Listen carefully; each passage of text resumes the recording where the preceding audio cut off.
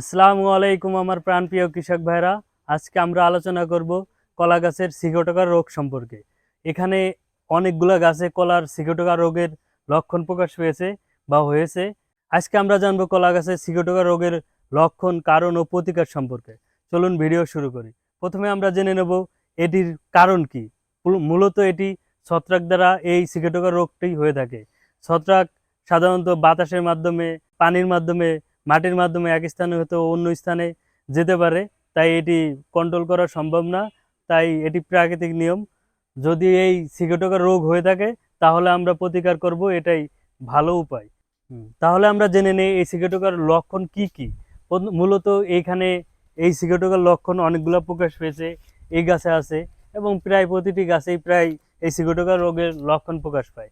এই যে এখানে একটি গাছ আছে বা গাছের পাতা আছে, এইটা মূলত হচ্ছে সিকোটোকা রোগের লক্ষণ। এই সিকোটোকা রোগের লক্ষণের কারণেই এই পাতাগুলো আস্তে আস্তে শুকিয়ে যায়, যার ফলে ক্লোরোফিল তৈরি করতে পারে না বা খাদ্য উৎপাদন করতে পারে না। এতে গাছের ফলন কম হয়। তো মূলত প্রথমে এরা একটা স্পট, গোল স্পট দেখা যাবে এরকম, এই যে এরকম, বা এইগুলা, এই যে এটা চারপাশে হলুদ থাকবে, ভিতরে ধূসর বা সাদাটে ধূসর থাকবে, এই ডিম্বাকৃতি আর কি। তারপরে এটা আস্তে আস্তে বড় হয়ে এরকম বড় হবে। পাশাপাশি থাকতে থাকতে পুরোটা বড় হয়ে গেলেই আস্তে আস্তে এটি পুরো পাতা ধরে ছড়িয়ে পড়বে। এইখানে এই পাতায় আছে।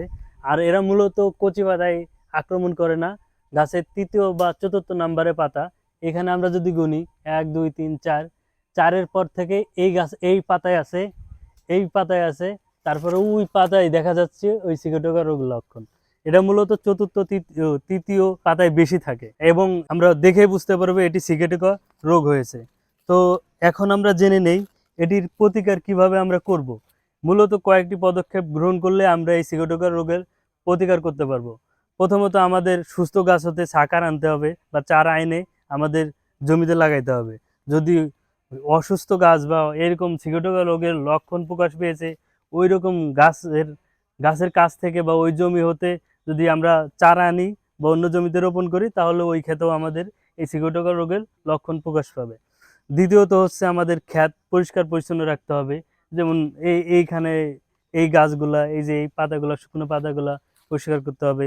জমি পরিষ্কার পরিচ্ছন্ন রাখতে হবে, আগাছা মুক্ত রাখতে হবে।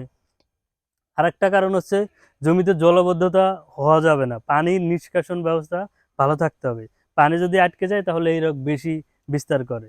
এছাড়াও যদি অতিমাত্রায় আক্রমণ করে তাহলে আমাদের কীটনাশক ব্যবহার করতে হবে। যেমন এই ক্ষেত্রে অনেক মাত্রায় আক্রমণ করছে, এখানে অন্যান্য পদক্ষেপ গ্রহণ করে লাভ হবে না।